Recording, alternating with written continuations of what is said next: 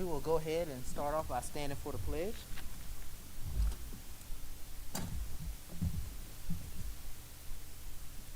I pledge allegiance to the flag of the United States of America and to the republic for which it stands, one nation under God, indivisible, with liberty and justice for all.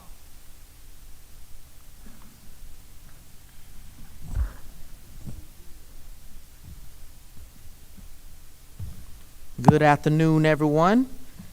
First, I'd like to say, like to welcome the members we have here today, the guests that are out there.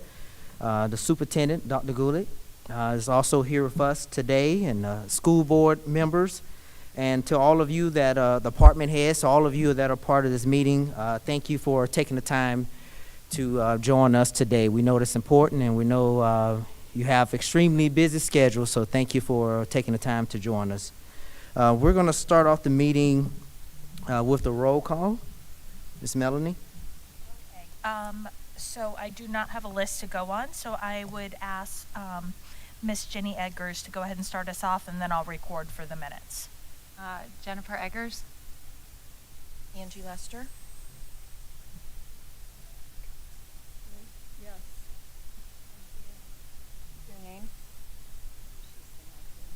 Your name. Bobby Gunter. Yeah, thank you. Floyd Magwood. Diana Williams. Melanie Leister.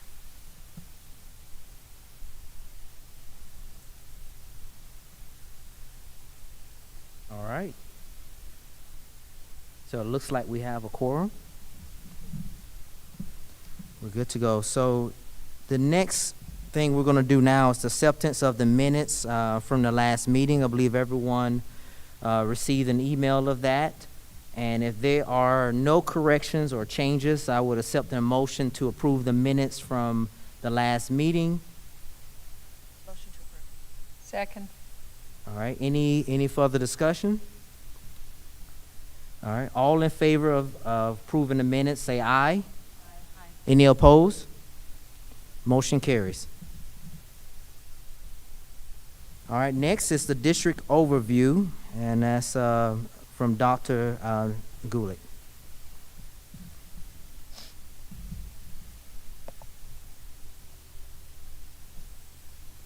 Hardly.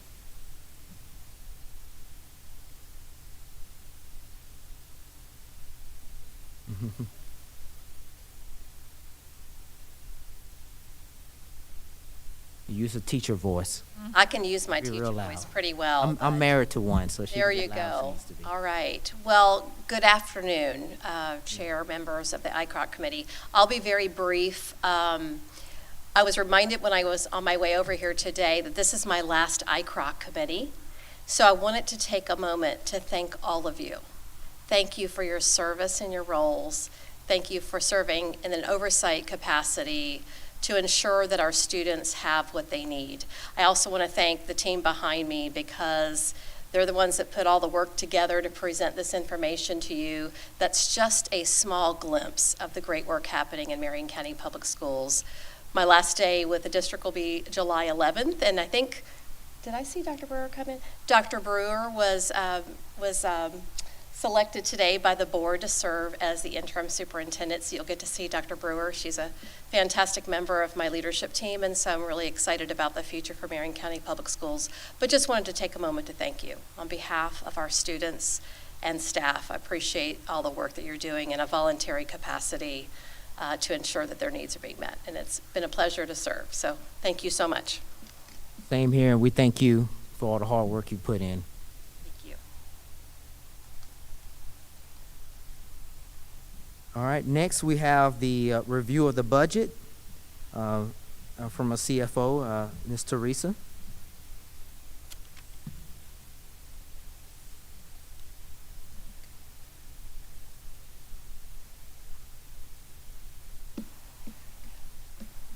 Good evening. You called my name, but there's a whole cast of people behind me that are very, very important in putting together this information. But the presenters tonight, in addition to me, or Charity Corneliuson, Catherine Oddie, Bregan Hughes, Brooke Hutto, Michelle Sino, and Dennis McFadden. So this is the what we would call the third quarter report. So July through March. And this is cumulative, but this particular worksheet provides you a summary of all the funds that have been collected and spent over the years. Again, this is 1 mil ad valorem property tax. The voters approved it on November 8th, and this was the second renewal, and it's effective from July 1, 2023 through June 30, 2027. So this is the second renewal. I do want to step back a little bit and tell you what you have. You should have something that looks like this. It says 2023-2024 updated final. I believe there was an ask for the final referendum report, so it's in red, so that separates it from the one that we are presenting today. You should also have a referendum funded units spreadsheet, and also you should have examples of expenditures by program. I think that was a request from one of the ICROC committee's membership as well. And then there is also a summary sheet that Mr. Osley had requested, and that prepares or provides to you the summary of expenditures, general fund, charter schools, and then the total. So if you don't have any of those, let us know. We'll get that to you. So I'll go back to the slide number 2. So the actual through 23-24 was $199 million in collections of revenue. The budget for 24-25 is $37.2 million. So cumulative, including the budget for 24-25, the revenue should be $236.2 million. In terms of expenditures, the actual expenditures through the 23-24 year total to $186.8 million, and the budgeted expenditures for the 24-25 year are $43.3 million. To remind you, the allowable use of funds include art, music, media, library, vocational programs, meeting class size, retaining state certified teachers, paraprofessionals, and school safety. Our revenue for the 24-25 year, we've collected 90.94%. And based on our budget, we still have about $3.4 million to collect. We have spent to date 57.34%. And based on our budget, we still have about $18.5 million to spend. I'd like to remind you every time that our revenue starts November through the end of the year based on tax proceeds. So we need to have a fund balance at the end of the year to carry us through until November of the next year. So our budgeted expenditures for the referendum total $43.3 million, and this is a picture of how those dollars are budgeted. Physical education is close to the highest, 22.5. That includes the physical education teachers as well as the PE technicians. The next highest is school safety at about 23% of that total. And then the rest of them, the kindergarten paras are 14.2%. And then the rest of the categories are pretty much in line between 5.5 through 12.2%, with professional development about 1.8% of the total. And this is all, and that means we are including the charter schools in this particular slide. This slide gives you the actual expenditures based on the program. The 24-25 is actually the expenditures from July through March. And where you see class size for the 24-25 year, that is now kindergarten paras. Excuse me, could I ask a quick question? Absolutely. I see on the prior report that there was class size reduction was the category, and we changed that to kindergarten paraprofessionals. Yes. It was class size reduction, but it was the teachers and the paraprofessionals.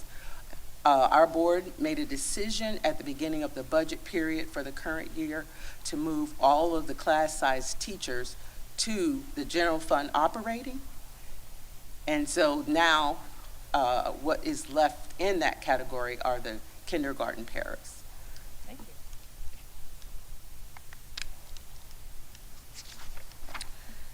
This slide details our fund balance.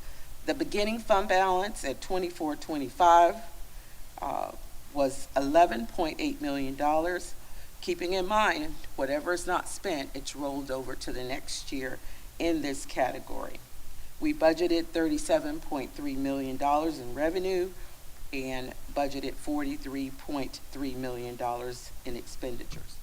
So we are projecting an ending fund balance for 24-25 about $5.7 million. And that is if we spend everything that was budgeted. You will notice from year to year that number tends to be higher than what was projected because we don't spend all the money, we don't fill all the positions, but again, whatever is not spent is rolled over to the next year. I do have a question, Ms. Boston Ellis. Are we comfortable with that $5.7 million to get us a jump start on the 25-26 year? Yes. Is that a pretty standard number left over? I only say that because there was 11.8 in the left. beginning. Yes. And that's what I meant when I said we know that we won't spend every penny that is budgeted. So we don't fill all the positions or we don't spend all the money for other expenditures. So typically it grows by the end of the year.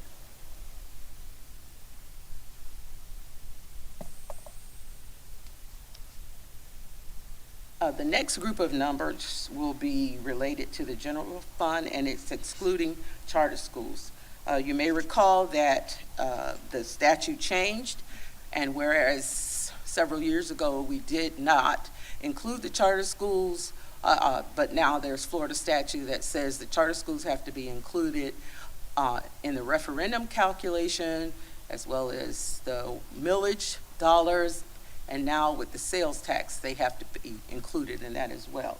So we've chosen to reflect this, showing you what the district is doing with the funds. And then the last few pages will show you what the charter schools are doing with their funds. So again,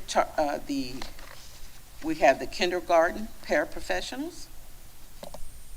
And this is a picture of why we're here and why we do what we do. It's beautiful faces. So the kindergarten paras, we have a total budget of $6.1 million. We've spent $4.6 million and remaining about $1.5 million. We have 169 filled positions and we have 8 vacancies. So what will happen if those vacancies aren't filled, or if they are filled later in the year, what happens is that builds up the fund balance. That's an example of what would happen. And the total spent to date is $4.6 million.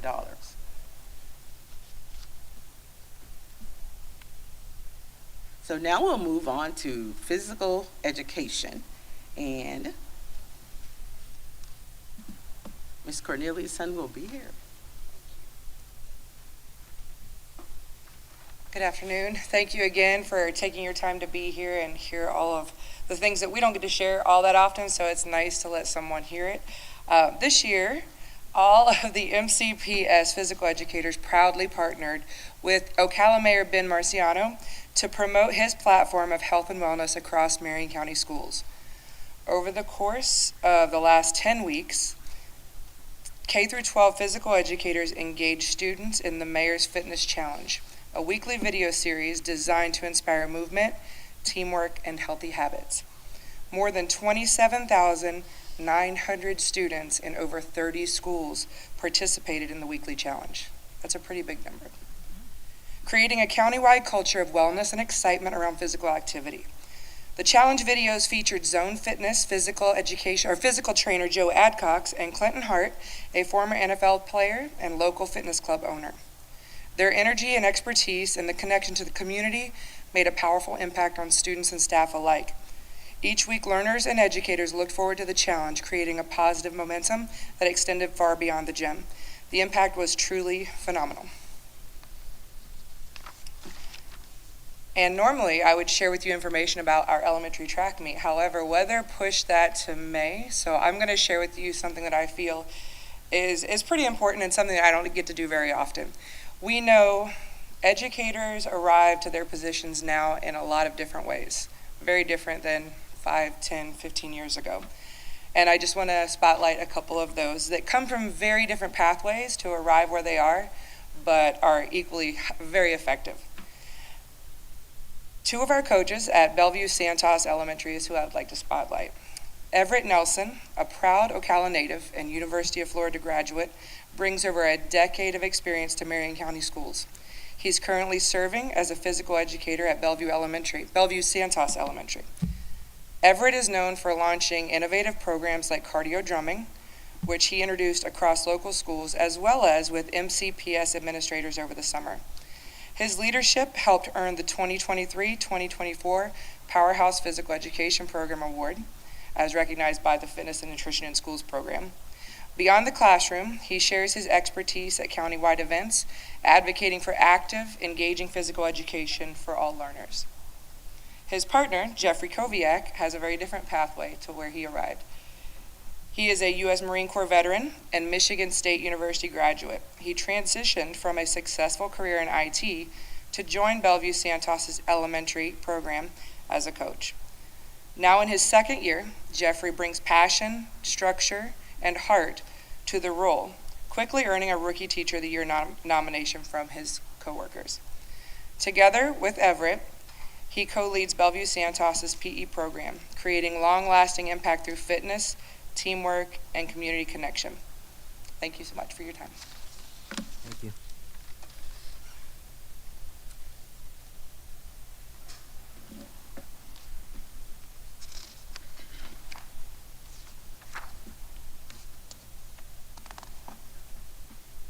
So our total budget for physical education is $9.6 million. It includes PE teachers as well as PE technicians. There are 2 vacancies in the PE teachers category, and the PE technicians 100% filled for this quarter. We've spent $6.2 million, and $3.4 million is remaining to be spent. You may recall we have the PE teachers, PE techs, and we also provide $2 per student at each one of the elementary schools so that they can purchase materials and supplies and some equipment with those funds. So now we'll move on to vocational programs with Ms. Kathy Audie. Good afternoon. So we offer 40 different CTE pathways that encompass 14 clusters that serve over 15,000 students in CTE. This year, or during quarter 3, I have some exciting data to share with you. We have 748 seniors who will be graduating with the ability to earn Career Pathways Articulated credit. That means these seniors completed 3 courses within a specific CTE pathway and maintain a 3.0 average in those courses. Students with that distinction are able to obtain free college credit if they continue that CTE pathway into one of our local colleges. We also had 973 seniors that qualified as program completers. That means they completed 3 courses within a pathway. And these students may qualify for the Gold Seal Bright Futures Scholarship. We recently had students from both Bellevue High Robotics Automation and Design Program and the Westport High Engineering Program compete alongside UCF engineering students at the UCF NASA Capstone Competition. This project required all of those students to spend 12 Saturdays at Bellevue High School preparing students and building models of solar-powered systems for space habitats. They just recently completed, and I'm excited to share that Bellevue High School students took first place. They actually beat out UCF engineering students at that competition. Lake Weir High School Construction Academy students just completed a joint project with Reddick Collier Elementary during the 3rd quarter. Students in the construction program designed and built an equine fencing structure for Reddick Collier Elementary School. Reddick's going to be using this facility to introduce their students to equine careers and to begin the feeder program on our pathway up to the North Marion High Equine Academy. Oh, and I'll just go back. That picture there are the Bellevue High students preparing for the solar power competition.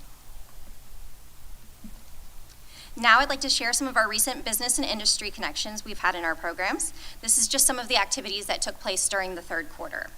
Bellevue High School hosted the Regional Health Occupation Students of America competition, often referred to as HOSA. We had 472 students compete in that competition, and that required 114 members of the medical industry to support and come judge that event for us. So we were really excited about that. We also recently had criminal justice students from Forest High attend Law Days, where they're able to sit in on trials and ask questions about the proceedings to the judge afterwards. We also had 150 students from Bellevue, Denellen, Lake Weir, and Westport High attend construction career days. Students during this learned about the construction industry and got to participate in hands-on learning. You can see them in the picture getting to actually see some of the equipment. And we also completed career fairs at all 7 high schools on site for all juniors and seniors. You can see there the picture of the career fair from Lake Weir High School. Thank you.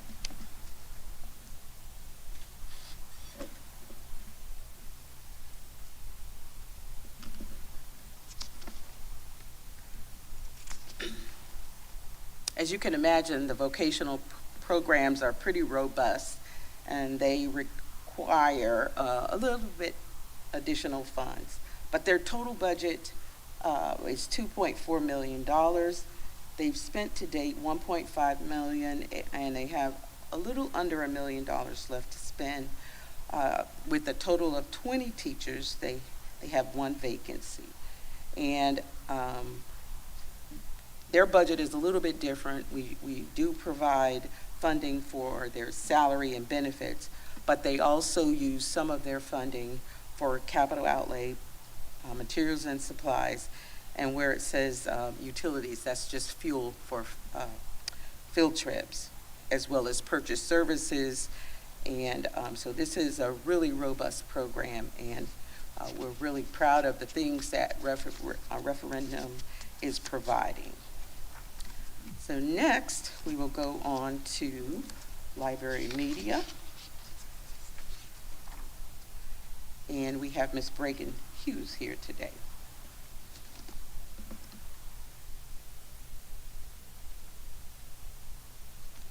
Good afternoon. No. Throughout this school year, our media specialists work hard to meet the needs of each of their campuses. Each campus provides a different experience based on the needs of the students they serve. From providing lessons focused on reading benchmarks or supporting literacy initiatives, our media specialists are always busy. We have 49 certified media specialists who helped plan and implement this year's Just Read Florida Celebrate Literacy Week, constructing the foundation for success. Media specialists supported this theme in many ways from campus to campus. Some used Legos as a way to support building literacy, or had students read about construction or careers in construction in the library. Students had the opportunity to learn how literacy is the foundation to constructing a successful future for themselves. Each month, I host early release sessions with our media specialists. During these sessions, our media specialists learn more about the platforms that they have access to. Learning more about their different platforms support daily media services as well as efficiency. These sessions also provide an opportunity to collaborate with their colleagues. As media specialists, a lot of the work that they do every day on their campuses is done in isolation. One of the many ways our media specialists work, one of the many tasks our media specialists work on throughout the school year is the Student Media Festival. From campus to campus, the organization of student projects may vary, but the outcome of these projects is always fascinating and provides a creative outlet for all those involved. Throughout the school year, many of our media specialists support students in the process of planning, creating, and submitting submissions for the Media Festival. Last Friday on April 11th, the Media Department recognized the hard work of students across the county at the Marion County Student Media Festival. This year, 213 entries were received, which included 863 students, 7 elementary schools, 4 middle schools, and 4 high school projects were recognized for the hard work and dedication to this project and their submissions. I want to congratulate all of the winners from this year's submissions. The work and dedication each of our media specialists does each day does not go unrecognized. Throughout this quarter, our media specialists have helped make sure that all students have access to books, with 161,753 book checkouts and 194 checkouts, digital checkouts on each of our campuses. Beanstack reading challenges continue to encourage reading on each of our campuses, with 3,780 of our students logging in and engaging with reading using this digital reading log platform. Students earned 31,793 badges, logged 10,830 books, and an amazing 878,290 minutes logged. I look forward to seeing how this number continues to increase throughout the fourth quarter of the year. And finally, Gale Enterprises is a digital encyclopedia that all students in Marion County have access to. Using Gale, students have access to vetted and approved texts on topics of their interest. This year, with the help and training of our media specialists, students have successfully searched 129,325 times. Topics ranging from the Holocaust, the scientific method, and voting, just to name a few of our students' top searches. This is an increase of over 18% from last year. Our media specialists appreciate their jobs and their security that they have on their campuses, and without the referendum dollars, it wouldn't be possible, so they appreciate it. Thank you.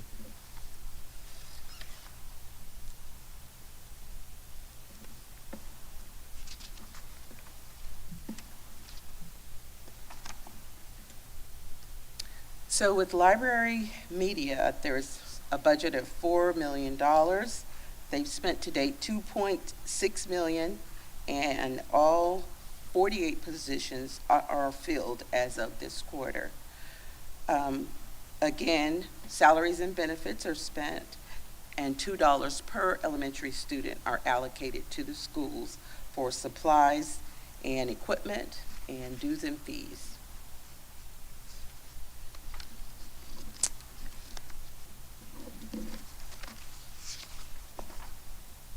Next, we'll have Brooke Hutto. She's the coordinator of visual and performing arts, and she will handle the fine arts as well as the performing arts, and then I'll come back with the expenditures that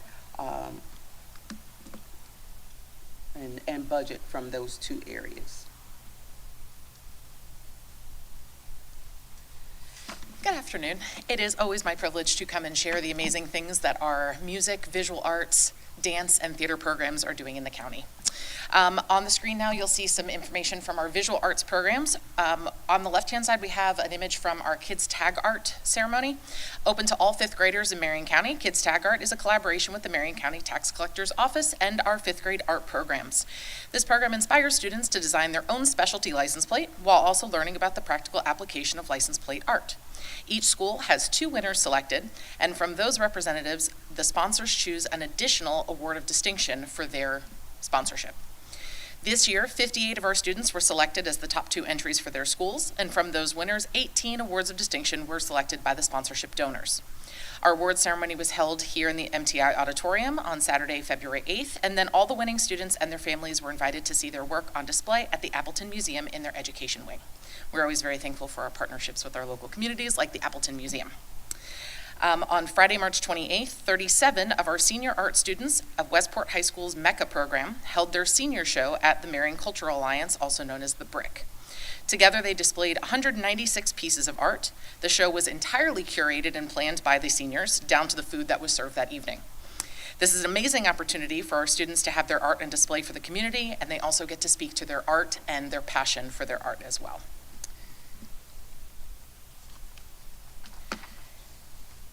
Moving to our performing arts, in January, 100 of our elementary students from 18 schools participated in the 11th Annual Elementary Honor Choir concert held at the Riley Arts Center. These students were selected by their teachers back in October based on their musical talent and aptitude, as well as their behavior to be members of this very select choir. This is a unique opportunity for students to come together from all over the county. They work together with a renowned clinician who shares their talent and passion with our students, and then they put on an incredible program after only working together for about 8 hours of rehearsal time.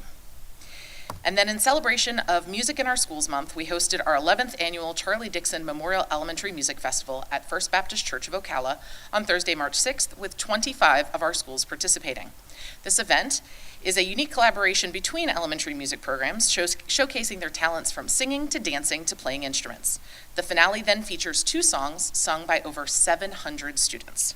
And it is always a sight to behold every year, watching all of those kids sing on stage.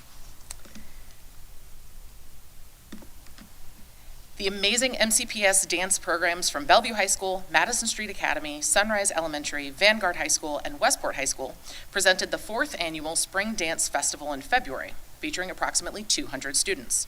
These talented students performed routines in varying styles, including ballet, tap, jazz, and contemporary.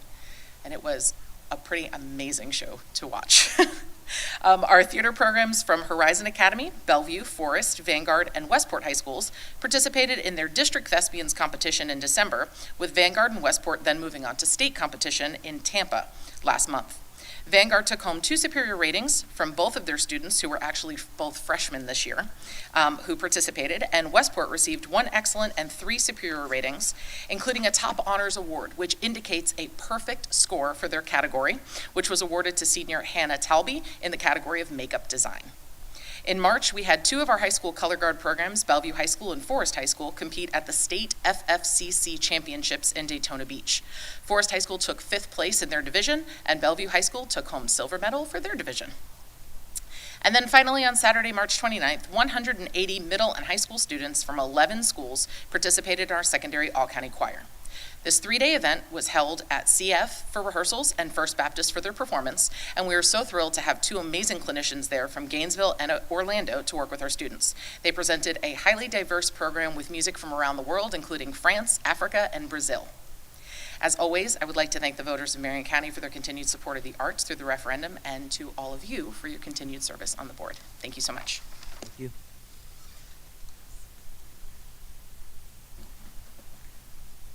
So what do all these programs cost? We'll start with the fine arts performing. They had a budget of they have a budget of 4.8 million and have spent to date 3.1 million. There are 52 positions that are filled, and we have 2 vacancies.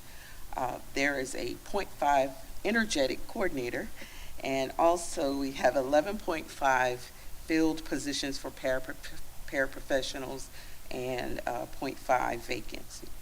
Again, in addition to salaries and benefits, they are provided $2 per student, and you can see those items that they are choosing to purchase with those dollars, and that's the art. And now for the music, they have a budget of 5.2 million, and they've spent 3.3 million. We have 57 music teachers and a 0.5 coordinator, 11.5 paraprofessionals that's filled, and a 0.5 that is not filled. And again, in addition to salary and benefits, the $2 covers utilities or just fuel for field trips, materials and supplies, some equipment, and dues and fees. and purchase services to support the program. Now we'll move on to professional leadership and learning, and we have a new person in that area, Michelle Sino, who is the coordinator of professional leadership and learning, and she will introduce the presenter for today.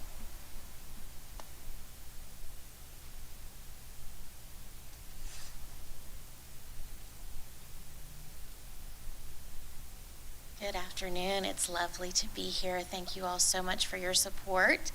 And I will be talking to you today about our Professional Leadership and Learning Induction and Mentoring Program. The New Teacher Academy hosted 3 sessions during semester 2. Educators with less than 3 years of experience are invited to register for this course. Each session included a mini lesson on a specific topic, followed by breakout sessions led by veteran teachers in the participants' subject area. Mentors and leads continue to attend professional learning opportunities to build skills for supporting novice and early career educators. Each site-based mentors host professional learning for early career educators at their campus. The program specialists were able to visit multiple sites and see these meetings take place. Each site learning meets the needs of the participants at each school. Topics from engaging students to dealing with disruptions to lesson planning are covered. Participants are given a strategy or task to try and then share how it went and receive feedback. Referendum funds allocated to the Professional Leadership and Learning Department support induction and mentoring for educators in their first 3 years. Our goal is to ensure that every educator feels valued and equipped to help students succeed. Most funds are distributed at the end of the fiscal year for mentor and lead mentor supplements, with hours tracked through monthly surveys by both mentors and novice educators. Novice teachers with less than 6 months of experience each receive a one-to-one mentor, with 233 of these as currently assigned. Mentors provide about 30 hours of support, which allows them to earn a supplement of $1,100. Lead mentors appointed by school administration support early career educators with 2 to 3 years of experience through monthly meetings and professional learning sessions, and they earn a $2,200 supplement for providing 60 hours of support. Thank you so much for all you do, and I am thrilled to be new to the Professional Leadership and Learning Department and working with you all. Thank you. Thank you.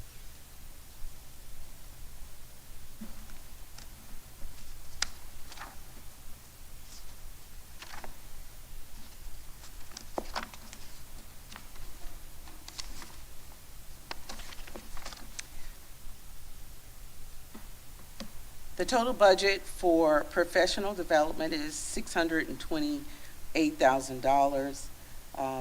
They've spent about $6,500 so far, and remaining $621,000. And as Ms. Sino stated, most of the funds that they used come to fruition towards the end of the school year, and it's the mentor stipends that support our new teachers. Next, we'll have Dennis McFadden, and he'll talk about safe schools, what's going on in that area. I had a quick question on while we're on this subject. You may or may not have this, but I was just curious, what's the retention rate of teachers? That would have to be something that I'd have to ask someone else. Okay. Unless there's someone here that can talk about it. Nope. We'll have to get that answer for you. Thank you. Did someone say they had that information? Okay, all right. We'll get it for you. Appreciate it. Okay. Good afternoon, and thank you again for being here and for what you do for us, for the school system. Safe Schools, it has been another successful school year so far, marked by continuous progress in implementing new ideas and making strategic investments to enhance the safety of our schools. We recognize that the safety of our students, staff, and visitors doesn't start or end on our campuses, but in many cases, the moment our students board a school bus. So with that being said, with over 22,000 students registered to ride the bus, we partnered with the Marion County Public Schools Transportation Department to install the gateway camera systems on our school buses. This system provides reliable, real-time video recording of both the bus interior and selected exterior areas. To clarify, this is not the stop-arm cameras technology that you often see that captures footage of vehicles that illegally pass stop school buses. But this is the gateway system, which is vital addition to our school safety protocols, enhancing student and staff safety, supporting the investigations of traffic incidents, assisting with liability claims, monitoring student behavior, and documenting other potential violations. This is a much-needed upgrade to our current system. On-campus safety remains a top priority. School officials and school resource officers, supported by other personnel, are authorized to conduct administrative searches of students, their belongings, vehicles, and storage areas in order to identify firearms, controlled substances, and other prohibited or illegal items. Handheld metal detectors play a key role in this process, offering a quick and non-invasive method to help ensure our campuses remain weapons-free. Each school will receive 2 handheld metal detectors to use during administrative searches and other incidents that may require a search. Several important safety projects will continue into the next school year, driven by state mandates and best practices. A cornerstone of these efforts is our School Resource Officer Program, partially funded through the referendum. This initiative is one of the 4 options that meet the state requirement for having a safe schools officer on every campus. The presence of a uniformed officer is a visible deterrent and plays a vital role in maintaining the safety of our school environment. Another critical tool is the Raptor Visitor Volunteer Accountability and Reunification Platform. The visitor management system digitally verifies a visitor's identity against their government-issued ID, screening them against 2 key databases. The first database is the Registered Sex Offender Database, maintained and regularly updated across all 50 U.S. states and territories. So basically what happens is when you go onto a school campus, you show your ID, they put it into the Raptor system, and if you are a registered sex offender, it's going to pop up and it'll deny. Obviously, the school will have to take extra precautions to allow that person on the campus. The next database is the custom school-created database, which may include banned or restricted visitors, individuals with custody or restraining order issues, and other flagged persons. So a lot of times we do have visitors that may come on the campus that may have custody issues with the child. We're able to put that information into the system so that we don't have an unauthorized parent take possession of a child over a court order. Again, if a match is detected, the system automatically alerts the staff. Similarly, the volunteer management system uses the same sex offender database screening, but also includes a full background check for arrest. Once the person volunteers, they do it online, and my staff has to personally look at everyone that's been arrested to make sure that that arrest is not something that would cause a concern that will bring a safety concern to our students. For instance, child abuse. Unfortunately, if an individual get arrested for child abuse and they want to come on our campus and volunteer, we just don't allow that. Murder, terrorism, and a lot of those other type of arrests. As of July 1st, 2024, over 12,000 volunteer applications have been submitted for approval through the Raptor Volunteer Management Platform, reflecting the strong community support for our schools. Finally, we understand that the school safety doesn't end when the final bell rings. To enhance after-hours security, we've collaborated with the Marion After School Program, which is MAPS, to install doorbells at facility entrances. These doorbells alert staff when a parent arrives, ensuring a secure and monitored environment even after the school day ends. Working with them, we realized that after the end of the school day, parents have to go to maybe the back of a campus to get into the school to get their kids out of the Marion after-school program.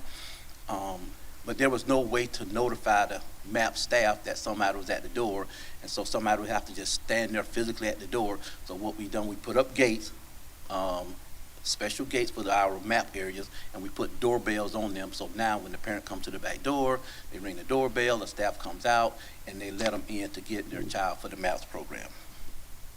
So overall, we are making great strides in enhancing the safety of our students, staff, and visitors. But be prepared as we roll into this next quarter to see other technological innovations alongside our ongoing physical security measures in the coming months. Thank you. Mr. McFadden, I do have a question. You touched on this a little bit, and I'm not sure if that would fall under your department or transportation, but is there any type of coordination with local law enforcement for the school bus violations of people, automobiles and vehicles passing by schools with school buses with their signs out? How is that taken care of? So we are having discussions about that. There's a lot that comes with it. For instance, if that's something that we decide to do in conjunction with law enforcement, we have to have a big media blitz campaign for so many days to warn the public of what's going on. We have to warn set up them some to type follow of. the law? I'm sorry. Say I that said we have to warn them to follow the law? Yeah, that's what's exactly in the statute. We have to warn them for 30 days. That for the first 30 days is like a warning, preparing the public for this implementation of this program. And when I say it's very strategic in how it's done, so that it beats all of the challenges that may come up in court. But in addition to that, we have to have the law enforcement agencies be willing to review every single video that's a violation and confirm and check off that that was a violation based on the video. So it's a lot to it. There's some equipment that has to be purchased, but it is a conversation that we've had and we're looking into. Now, I have heard that not only are these cameras could potentially be put on school buses, but also school zones. You know, for instance, they're picking up, some districts are doing it, and for us, there's been some legal challenges.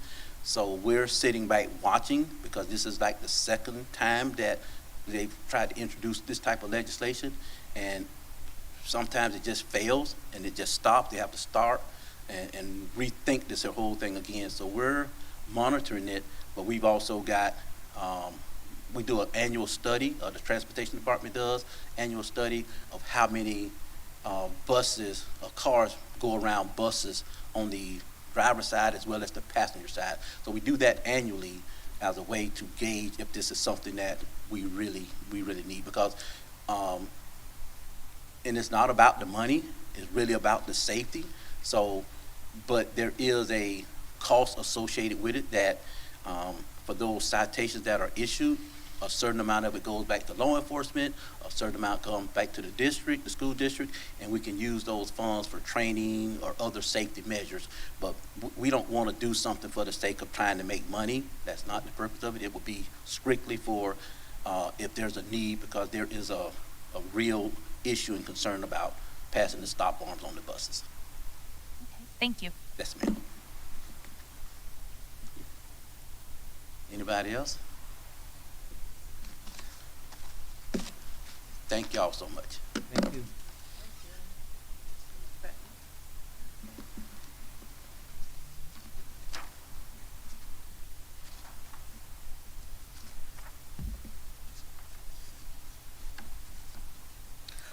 Safe Schools budget is $9.7 million. You may recall that safety was added. It was not in the original 4 years when the referendum was amended in terms of the language. Safety was added to that. I'd like to remind you that we get probably between $3 and $4 million from the state for safe schools. So there is a real need to have another funding source for safe schools, just to pay for the SROs. And you've seen through the last few years all the equipment, whether it's fencing or anything like cameras, that we've had to purchase or upgrade to meet the Marjorie Stoneman Act. And this continues to be a concern of ours because most of the equipment that is purchased, it's basically a recurring cost.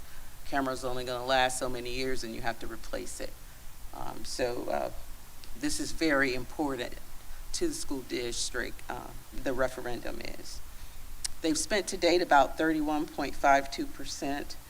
It does cover the cost of some guardians, and the capital outlay that Mr. McFadden was talking about, the cameras on the bus, that goes before the board to approve very soon, and then they'll make that purchase. So you'll see that that remaining balance will be eaten up pretty quickly before the end of the year. So we've talked about the referendum as it pertains to Marion County Public Schools. And this will be really quick. I just want to show you what the charter schools are doing with this funding. They pretty much are following the same format as the school district. As you can see, $848,000 was their budgeted expenditures. We have several charter schools. I think it's about 6 of them, five charter schools that participate in this program. And as I stated earlier, legislation occurred a couple of years ago that requires these dollars to be shared with charter schools. The actual expenditures total $699,000, and they also include an amount that we had to pay for prior years, and it was the $102,000 that were owed to them from prior years after the legislation was passed.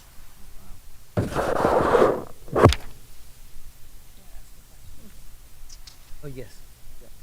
Do we know how many, can you hear me okay? Yes. Do we know how many students are represented in these charter school numbers?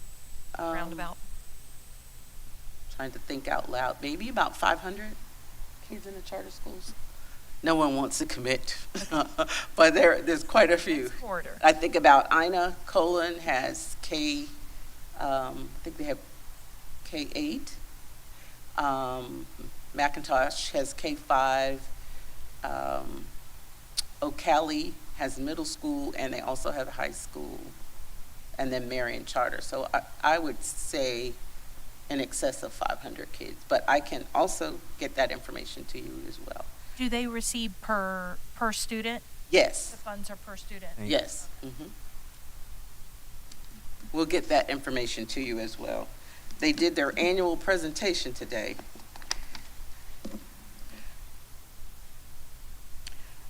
Again, they used physical education.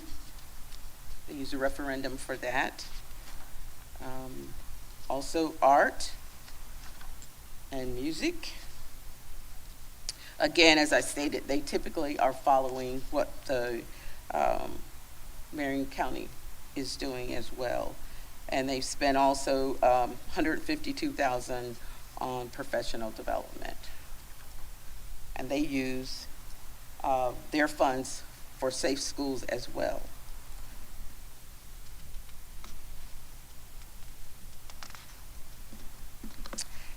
And that is the end of the presentation. If you have any additional questions for any of us, we are willing and eager to answer. And if we don't have the answer, we'll go get the answer and send it via email to Mr. Osley so that he can disseminate it to all of you. Okay.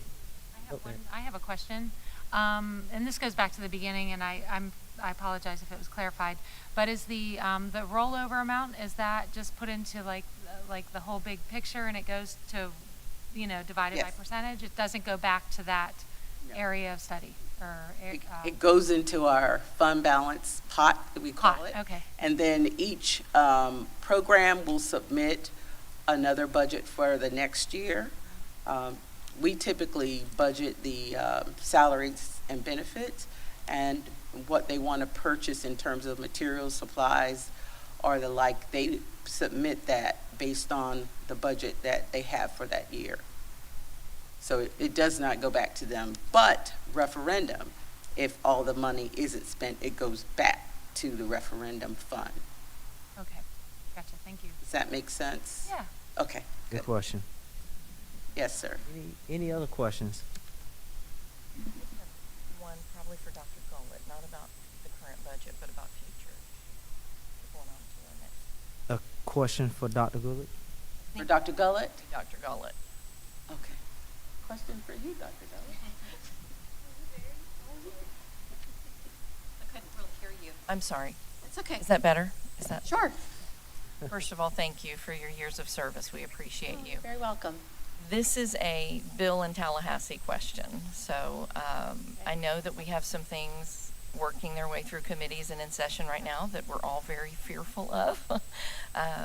Depending on what happens, I know it's not a referendum dollar bill, but will it affect our referendum dollars? And if yes, will we look next year to reallocate some of these funds going forward to make sure we keep our great programs of PE and music and It's art? a great question. What I would say is I would liken all of it to a big puzzle, right? There are different funding streams that come from different places. The simple answer is, will it affect if we have reduction of funding stream? Yes, that's the simple answer. Does it directly impact this? Not necessarily, but it's all part of the same puzzle. How we get the work accomplished, how we support what we need, has to be prioritized. We just did a funding update today at the work session, and I shared with the board in public that we're working really, really hard, and our budget meetings are, how long have we been doing this now? For several weeks, looking at central office, but the whole entirety, because there's a lot of information we don't yet have. But the anticipation of less funding is very real. And my commitment I shared with the board and the public is to leave this district in the best place possible. We're going to have to get tighter and tighter. ESSER is gone. We knew that was coming, but also looking at the federal landscape of those dollars in addition to what's happening at the state level with some of the areas that are near and dear to our heart. And we actually, that's why if you get the one-page document that I had the team create, it wasn't about lobbying, it was about sharing the data that represents the work that happens in Marion County Public Schools for our students and the work that our teachers do. So if you don't have that, we'll make sure you get a copy. But it tells our story because it's about the data, and it directly impacts our students. So it's all part of the landscape, if you will. And I think they're going to have to be tougher and tougher conversations, certainly. And that's kind of a short answer and a long answer, but it all has an impact. It does. So it comes down to priorities. Does that answer your question? Somewhat. We'll keep watching. You have to keep well, that's what we know. I mean, literally, I was flipping through my emails as we were sitting here, just making sure there wasn't any update. We're watching round the clock. I was up late watching things, reading. We're watching very, very closely. It's good that you're preparing for that possibility there. It's good instead of waiting until it happens. So good job on that. Well, thank you. Precisely what I tell the team all the time, right, Ms. Boston Ellis? I'm literally telling the team, and we have budget meetings again tomorrow starting at 8.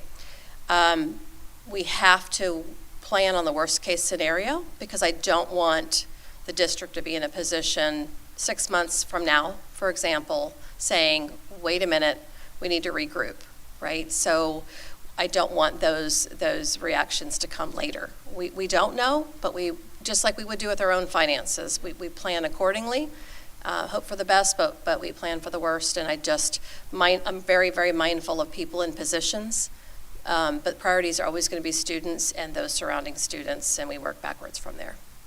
Tough times. Yeah. Planning for that. Thank you. Absolutely. Thank you. Any other questions? Anyone? Great meeting. Our next meeting, July the 17th. Good, okay.